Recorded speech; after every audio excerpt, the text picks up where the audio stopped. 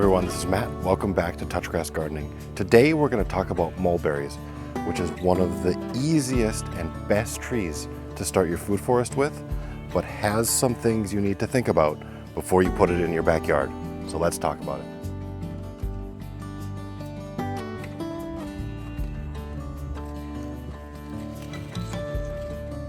So why do I love the mulberry tree? The first reason is the fruit. It has amazing tasting great fruit for a backyard fruit tree, which is like a sweet blackberry. And this is fruit that you can't get in the grocery store because it starts to go bad pretty fast after you pick it. And so unless you have a tree in your backyard or you go to a friend's house, you're not going to be eating mulberry fruit. And the other reason that this tree is great is that it grows really tall, really fast. So this tree has been in the ground for about 2 years and it's 15-20 feet tall, and I removed about 10 feet from it this spring. So you can just see how insanely fast this tree grows. And it's usually used as a foundational tree in a lot of people's yards because it can provide shade for more sensitive fruit trees that you plant around or under it.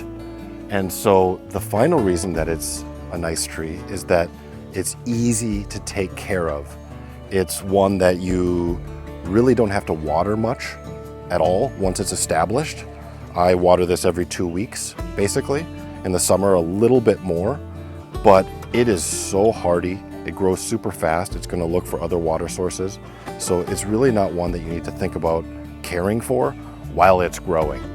And there are some other things to think about when it's dormant, but while it's growing, this thing just, you don't need to care for it. Just let it go, let it look beautiful, and enjoy those fruits. So a lot of nurseries are going to be trying to sell you a mulberry because it's the easy tree. It's the fruit tree that you start your yard with.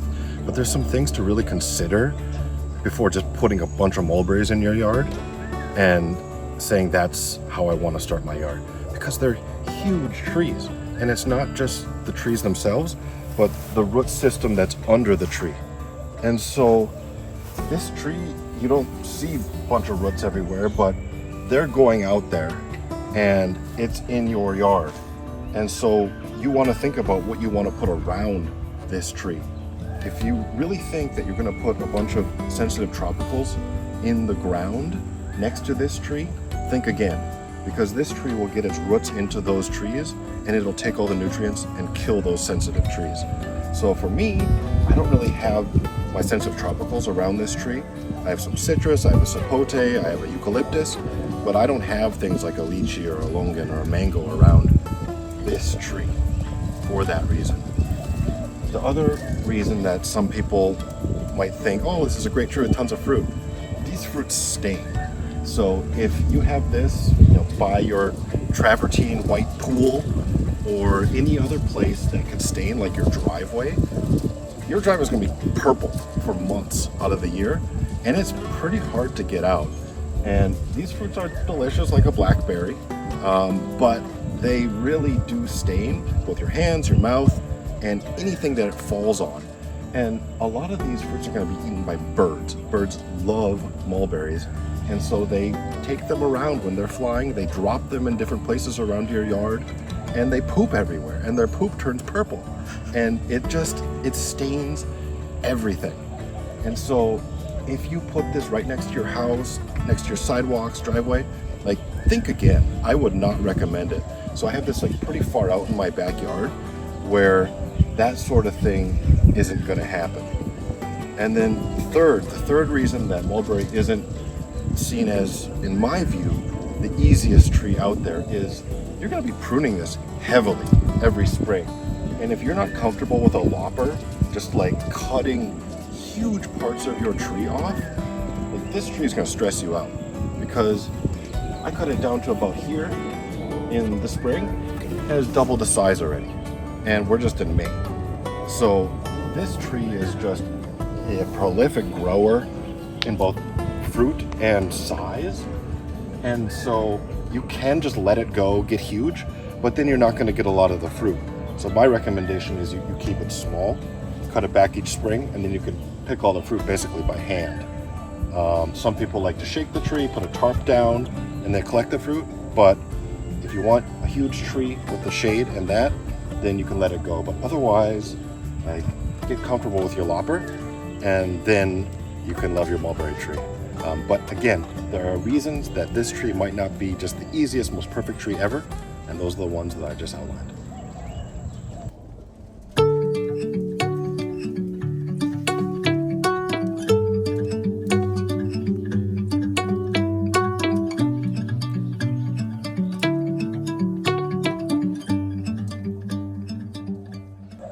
All right, so let's try the mulberry.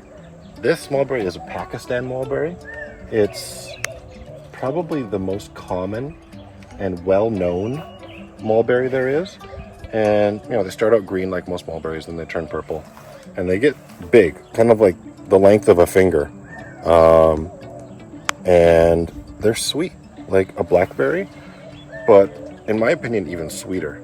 And the reason that you don't see these in a grocery store is because they go bad pretty fast. Once you pick them off the tree, they kind of turn to mush within a couple days. And so that's the other reason it's awesome to have a mulberry tree in your yard, is because you can't buy these in the store. So let's give it a try. It really is an awesome fruit, and I'm glad I planted this tree. It's like a sweet blackberry, like a sweet blackberry, very good, and just a ton of them on the tree. So every day you come out here and there's dozens of new ripe blackberries right on your tree. And so it's not just 2 days and it's gone. It's been like this for 3 to 4 weeks already, where every day we just come out here and we have a dozen more that we can just pick and eat. And that's just a wonderful experience to have in your backyard for those weeks on end. And like I said, there's a variety of mulberries. There's dozens of varieties of mulberries.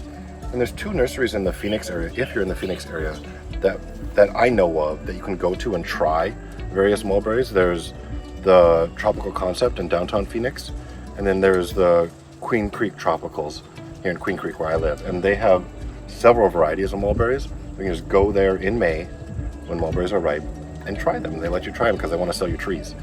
And so that's what I recommend to figure out which tree you really like. We have a Pakistan. We also have a white mulberry, which is more of a honey flavor. And then this Pakistan is more of that like sweet blackberry. So go to those nurseries, try them, see what you like, and then plant your tree.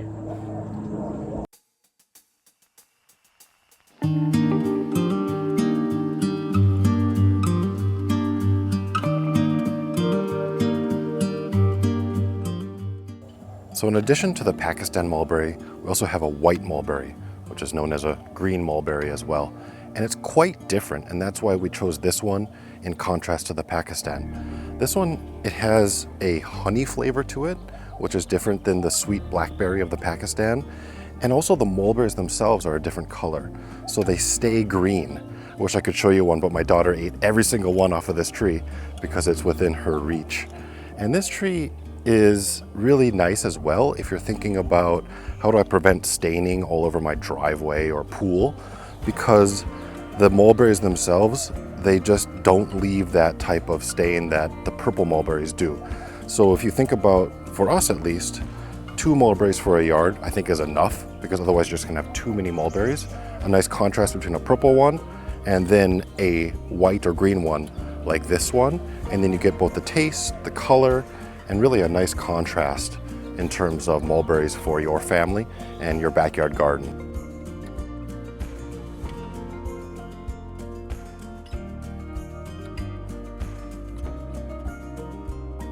So I talked a little bit about how much the birds love mulberries, and because it's a tall tree, you're gonna lose a lot of mulberries to birds if you just don't do anything.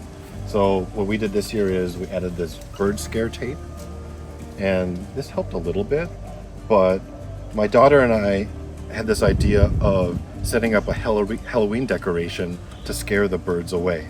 And so we decided to put up this Nightmare Before Christmas decoration, and this has just worked so well. Like, the birds don't come anywhere near it anymore. And she loves it. She's always wanted to put this up when it's not Halloween. She's like, can we put them up? Like, where do we put them up? And it's just been a fun thing for like the past few months where we have, or the past few weeks anyway, where we have him up here and he's protecting the mulberries. And it's been fun for her to come out and say hi to him every morning. And then we have all the mulberries that we expected. And so it's been great. I think it's a fun idea because you normally have this just in your storage from Halloween. At least a lot of homeowners that I know, they have Halloween decorations. So put it next to your tree for the couple weeks out of the year that you're gonna have mulberries. Then you can eat them all yourself instead of giving them to the birds.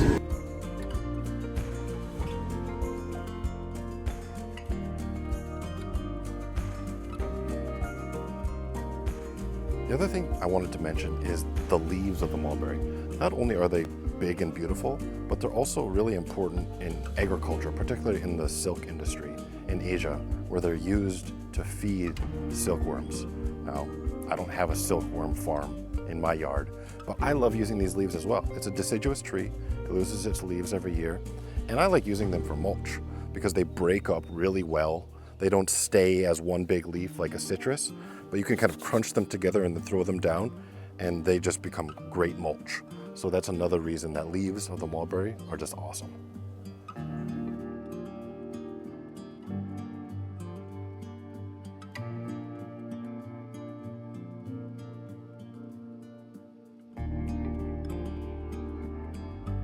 So this has been our video on mulberries. I hope you liked it. I hope you learned something. And if you did, hit that thumbs up like button. If you haven't yet subscribed to the channel, it really helps me out if you hit that subscribe button. And then most importantly, leave a comment below on what you thought of the video. Is there something in the positives of mulberry that I missed or that you disagree with? Or the negatives of mulberry that you found a way to mitigate? I really love hearing from you and being a part of the greater gardening community on YouTube. It's really been a pleasure to get to know some of you and hear what you have to say about my garden and then learn about yours.